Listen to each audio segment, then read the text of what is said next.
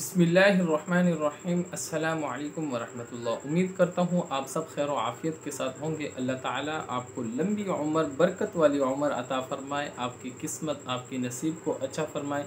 जो आपको शादी के हवाले से या उसके अलावा आपको अपनी निजी ज़िंदगी के हवाले से जो भी आपको परेशानी है, अल्लाह ताला उस परेशानी को दूर फ़रमाए और आपको जो शादी के हवाले से या इसके अलावा जो भी आपकी दिली ख्वाहिश है, दिली मुराद है, अल्लाह ताला उसको पूरा फ़रमा दे। सामीन कराम, आज की वीडियो में मैं आपको शादी के हवाले से एक बेहतरीन और आसान सा और छोटा सा अमल बताऊंगा। इंशाल्लाह आप इसको आज से ही, अभी आप वीडियो देख रहे हैं, इसके बाद आप इंशाल्लाह इस अमल को शुरू कर देंगे, इस अमल को यानी करना शुरू कर देंगे, तो इसकी बरकत से आपको शादी के हवाले से जो परेशानी है, जो आपका मकसद है, इंशाल्लाह ताला वो पूरा हो जाएगा।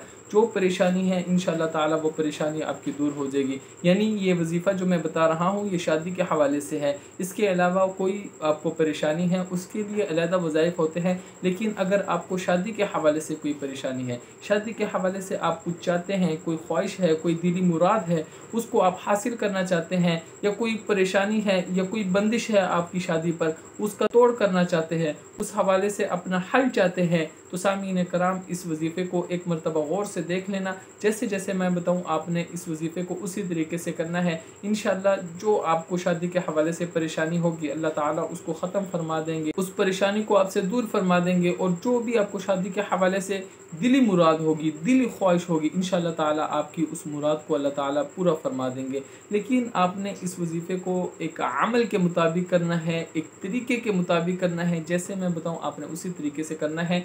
आपने एक तो 5 वक़्त की नमाज़ पढ़नी है, नमाज आपने एक भी नहीं छोड़नी, और आपने इस वजीफ़े को करते वक़्त आपने किसी से कोई बात नहीं करनी, खामोशी के साथ अमल करना है, ठीक है।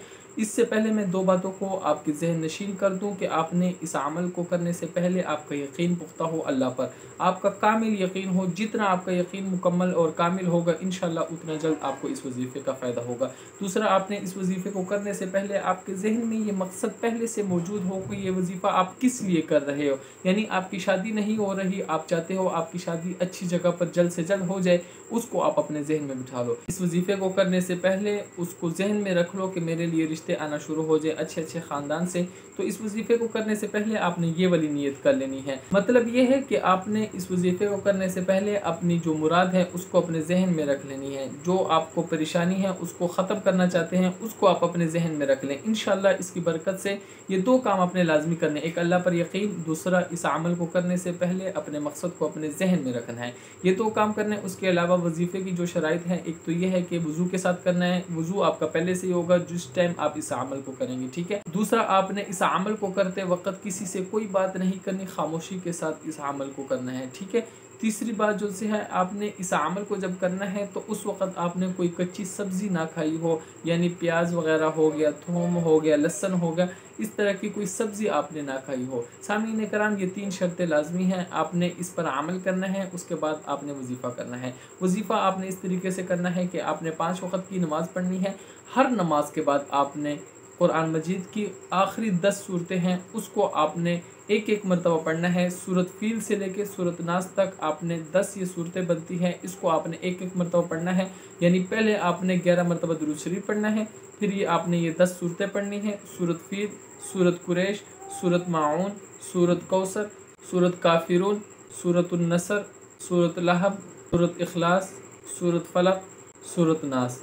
इन सूरतों को पढ़ने के बाद आपने फिर 11 मरतबा दुरूद शरीफ पढ़ना है। सामीन कराम, आपने इस अमल को हर नमाज के बाद करना है, और इस नीयत से करना है कि जो आपका मकसद है उसको आप अपने जहन में रखें। यानी जब आप इस अमल को कर रहे हो उस वक़्त आपके जहन में ये बात हो कि मैं इसके लिए कर रहा हूँ, मेरी ये मुराद है, ये पूरी हो जाए, ये मेरी ख्वाहिश है, ये मुझे हासिल हो जाए, ये मेरी शादी के हवाले से परेशानी है, ये ख़त्म हो जाए। यानी वजीफ़ा करते हुए आपने इसको अपने जहन में रखना है, ठीक है, जो आपका मकसद है। सामीन कराम, आपने हर नमाज के बाद 5 वक़्त की नमाज़ पढ़नी है।